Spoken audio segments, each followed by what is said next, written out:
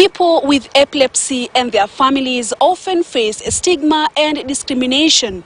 Yet, according to the World Health Organization, epilepsy is the most common neurological disorder. On this episode of Health Watch, we highlight the challenges that epileptic patients go through in their day-to-day life.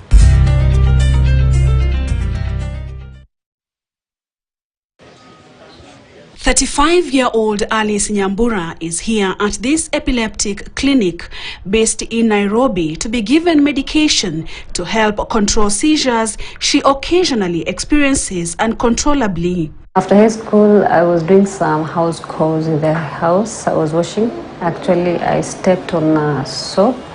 I slipped. I was washing my bedroom. And then I felt on my bed. I hit my head. And from there was a cut. It started bleeding. A lot of blood. So from there I was rushed to the hospital. Because of losing much blood, they thought it was a big cut, but it was a small cut. I got treatment and I went back home. Little did I know that it was deep. It has entered, it has gotten into the brain. With time, this thing started off like I fainted, but I thought maybe because of fatigue or being exhausted. But with time, this thing keep on occurring. After a week, it can come. After 2 days, after 3 days. Epilepsy is basically defined as an occurrence of 2 or more seizures 24 hours apart in a span of 1 year. So basically the reason why there are a lot of challenges about epilepsy is the myths and the misconceptions about epilepsy out there.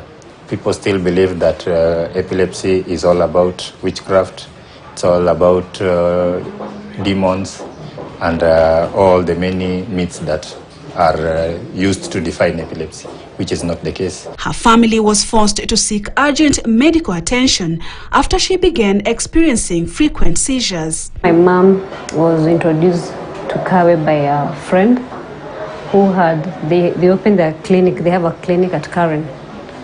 That time they took me there, and from the way my mom explained to them everything, so they found that I was epileptic from the injury. So it was head injury that caused all of this. The causes of epilepsy are many, and they range from a very wide variety of things.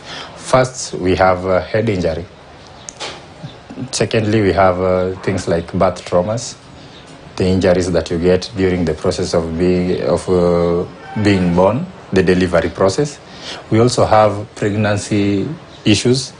You had issues when you were pregnant. We also have post-pregnancy issues. These are things like someone who might have infections like meningitis, cerebral malaria. This might expose you to getting epilepsy. Alice was in her 20s when she was diagnosed with a neurological disorder. Every time maybe I'll get tired or I didn't get enough sleep, I'll feel the jerk. Just will come. When I'm holding something, I'll jerk. Whatever I'm holding, it will fall down. You might be sitting with a person, then he just blinks continuously. You might be sitting with a person, then some part of the body starts moving uncontrollably. That mostly is on the focal aspect. The generalized types of seizures are now divided into 5. The 5 now, there's one that one just stares, the blank stares. There's one that one stiffens without jerking. There's one that one just jerks without stiffening. Then there is one, the other one just falls flatly on the ground. It looks like he's sleeping. People with epilepsy and their families frequently suffer from stigma and discrimination, and Alice was not an exception. It affected my friendship. I just wanted to be by myself. I didn't want to travel. I didn't want to associate with any person. I was just to be an introvert. So most of the time I stayed by myself or with my sister, who she understood me a lot, and even my mom. Those were the people who were close to me. So were the people I was spending most of my time with. One thing, I was afraid of attack, and then another thing, I was ashamed. What if it happens when I'm having friends, or when I'm going somewhere, or where when I'm traveling, maybe I got into an accident. You see, I was afraid of those things, accident, attacks. In many parts of the world, the true nature of epilepsy has also long been distorted by myths, fear and mistaken notions about the disorder. Alice was forced to stay indoors, scared of getting an attack in unfamiliar places. They will run away, they will leave me. Another thing, I'll get into an accident, I'll die even before my days. You see, I was afraid of, I was so like my future has ended. Because this thing you can't predict, anything can happen. I was afraid to say that I was epileptic. So after maybe taking to know someone with time kidogo, I said maybe nitamguzia, nimwambie na ukapata mtu wako hivyo. Unajua utajisema ni wewe. You won't say it is you, but you're giving example by another person. And if you find a girl who is epileptic, will you still go on with the nini? And this time when they say no, and then you unaacha. Treatment can help most people with epilepsy have fewer seizures or stop having seizures completely. I can say that I'm now epileptic. I'm healed, actually I'm healed. But actually I have to go and take medication until the doctor tells me to stop. So sometimes when I see people here getting discouraged, I feel so bad that I give them encouragement and hope, letting them, even I try to tell them I am that person. But they get to like, no, you can't be. You can't be, this can be. I tell them I am one of them. And if you want, I can go and remove my file and I can bring it to you. Once you come to our facilities, we will take your history. We will do all the physical exams. We will check on all your aspects and we will categorize your seizures as per the type. After categorizing them with the type that is required, now is when we decide on which type of medication we give you. After giving you that medication, we will put you on follow-up, observing how the seizures are behaving with time. If you get out of the seizures for, let's say, about 2 to 3 years, now we start tapering down our medication. Tapering down means that we start reducing our doses slowly till we get to the level known as the 0 dose, where now you are no longer taking the medication. According to the World Health Organization, epilepsy accounts for a significant proportion of the world's disease burden, affecting around 50 million people worldwide, making it one of the most common neurological diseases globally. When a person is having a seizure, the first thing that you should do is keep calm. Maintain your composure. Because the moment you are calm, you'll think. And the moment you panic, you will not think. That is how people now start running away. The second thing is ensure that the environment that person is clear. And there are no things that can injure this person. Yeah, so clear the area. Make sure that the environment is safe. Then when this person lands, support the head. Support the head with something like a clothing. If you're near a pillow, you can use a pillow. If you're not anywhere near something like a pillow, use what the patient is wearing, like a jacket, to just help to support that head, so that it does not hit the ground or it does not hit a hard surface. The next thing you do is you unbutton the tight clothing. If he's wearing a tie, loosen it. If the buttons are tied up to the top, open it up. If he's wearing a belt, loosen that belt. So then the next thing, when this guy is now actively jerking, don't try to stop the jerks.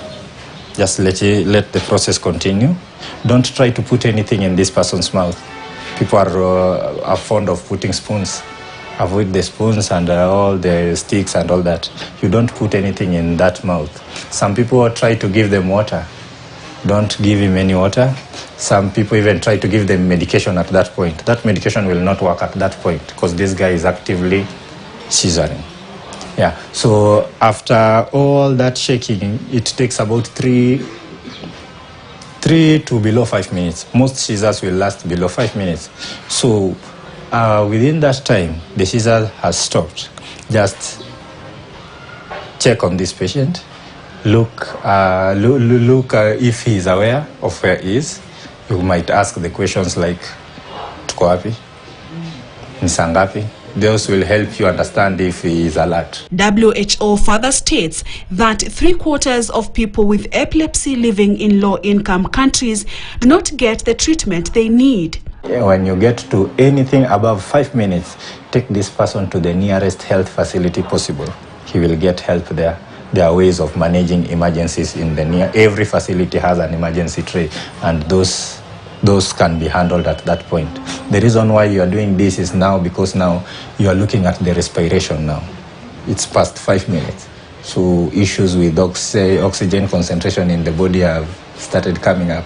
So basically, to avoid such complications like death, when you time these seizures and they get past 5 minutes, or they are continuing repeating after every few minutes, you take him to the facility to avoid such complications of things like that.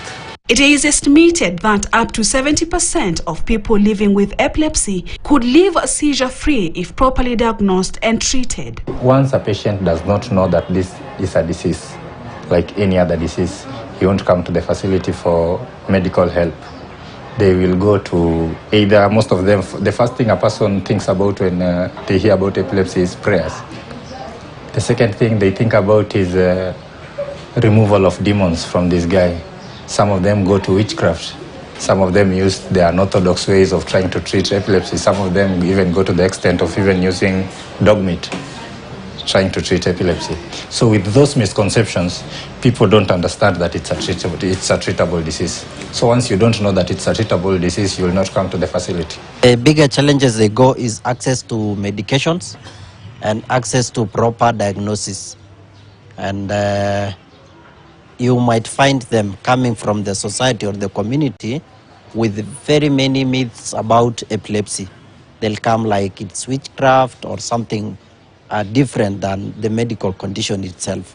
So the challenge is accessibility to medications, diagnosis, and follow-ups. WHO pilot projects have indicated that training primary healthcare providers to diagnose and treat epilepsy can effectively reduce the epilepsy treatment gap.